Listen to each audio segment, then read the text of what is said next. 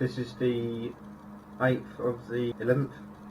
When I do these videos, I'll try and do them so it's not going to be every day I upload something and all the stuff is on that day that I've actually recorded. I'll try and, let's say I miss out 5 days, I'll record like 2 of them for other days and put them together. But as I said, a bit about me is I like great music. Well, I started creating music on Cubase, but I couldn't really, well I still can't really, I haven't done any music on that yet. You think it's easy to make, and it probably is to some people that are used to doing it, but to a beginner like me, I have no idea what I'm doing. So I downloaded Ableton Live trial. I've got 10 days left. I've had a bit of luck with it. It seems a bit easier to make when you're making like it's easy to make a background music and just make your own beat with your own song and your own sounds. In Cubase, I say Cubase is more mixing and editing and mastering a song, like you're recording it as a band, and Ableton is more, it's a different genre of music, I'd say. Obviously you can still record stuff, but I think it's aimed more like EDM and dance and hip hop. I just think that's the type of door it is. But I mean, like I say, I haven't made any track yet. Before I do, I need something to eat, so let's get something to eat. I like Oreos and milk. Bit of a problem. Run out of milk. So there's only really one thing for it really, which is pretty much water. I don't want to give it a go, but I'm not going to waste it, and I like having Oreos like all mushy rather than hard. If that makes sense at all. Sounds a bit weird. For those of you that know me, well, I say that as if like hundreds of people in the world know me. Not many people know me, but I'm quite a positive person.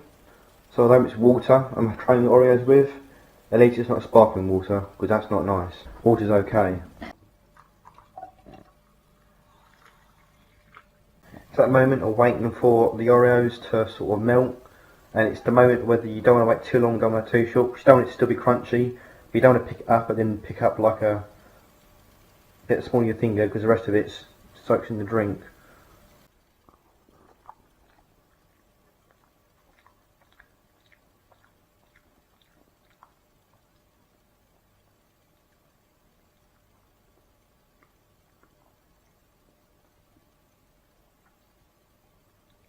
It's alright, I guess. Oh, better than nothing. Some ones are bass really decent, and some of them are like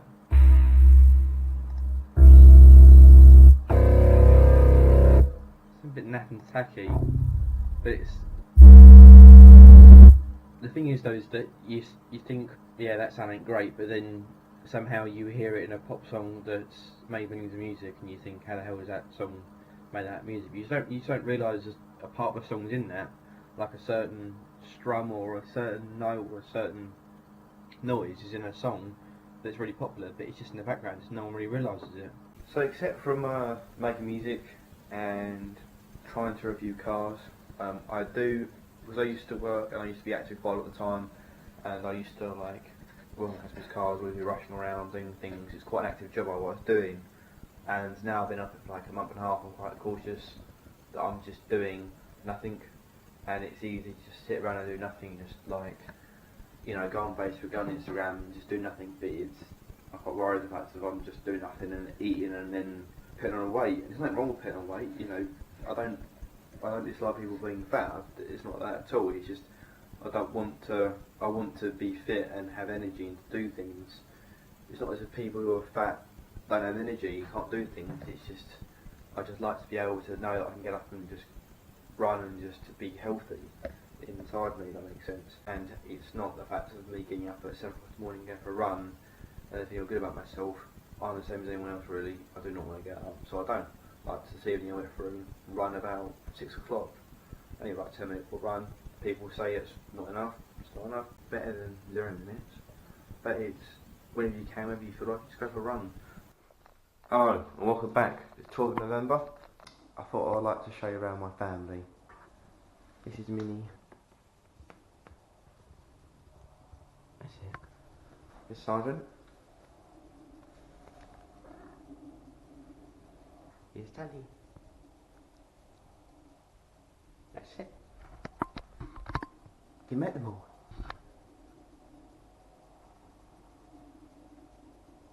Yeah, they're just going to sit there for the next 45 minutes to get their lunch. Exciting for me. Currently wax oiling underneath my car, as I said, over the winter. But later on today, I'm going with my mum to pick up 2 new cars. Ford Focus ST Line X, Fiesta ST2, which will be a bit of fun. And hopefully I will be reviewing the Focus. Unfortunately I can't review the Fiesta, but I've got a bit more serious. I've got a worth reviewing channel, so I'll put that link in the description. Check that out. I'll show you guys what I first think of the impressions of the new Focus. So join me today and I will show you. Yeah, that's a cat. That's 2 cats. For those who don't know what wax oiling is, it's basically you're putting a layer of protection underneath your car, or what's under your car, inside your engine bay, or it depends what you're doing. And the other is, it just creates a sort of like a layer of stopping the rust and corrosion in your body or paintwork from happening. You don't think you paint, but it's just basically under seal, it just protects it. So I'll show you around what I've done. I haven't done every single bit I can see, but I've done majority of all bits. Take the spare wheel out, and I'm about to start the front end. So once I've done that, later on I will be picking up the cars with my mum. It's not their car, it's a company car, so I will be reviewing a car that basically, because my stepdad works at Ford, we get cars every so often, and I'm fortunate enough to drive, we'll be able to drive some of the cars that he orders. Yeah, I don't own them, Ford own them, it's just basically a lease car. So this is the last drive of the Fiesta Titanium I've done the first review on. It's now going back to Ford, because it's actually a lease car, it's not my car, and we're getting rid of the car in front of us as well, which is the Ford Kuga, which is the 2 litre all drive diesel. And that is getting replaced with the Fiesta, and this is getting replaced with a Ford Focus ST Line X Eco Blue 1.5 diesel in grey. We did order it in blue. Stepdad got a notification saying this is your order, and it's coming in grey for some reason. Well, I guess it's going to be surprising we get that, depending on what colour we're going to get for the car. But at least we've got the right car. I've enjoyed driving this car. It is a good little car to drive. I'm not just saying that because I'm a Ford man, but it is a good car to drive. You know, it does its job. It's a little small. Well, I say it's a little small. It's not a tiny small car. It's a reasonable small car which does the job. Really, you know, it's practical. It's got 5 doors. It's pretty much a decent sized family car, and I'd recommend it. So, but hopefully we'll see what the Focus is like. It's just what you want when you're getting a new car, or 2 new cars, is it to be raining. I suppose you can't have everything, can you? Look at them all. Look at them. Look at them all.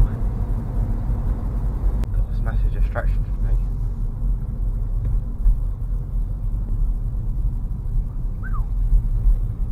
This is the first impressions of the Focus.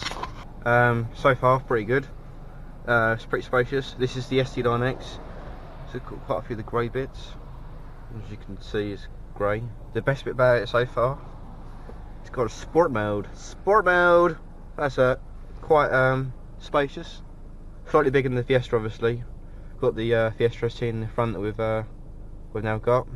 Quite good 6 gears. It's pretty good actually. Nice display.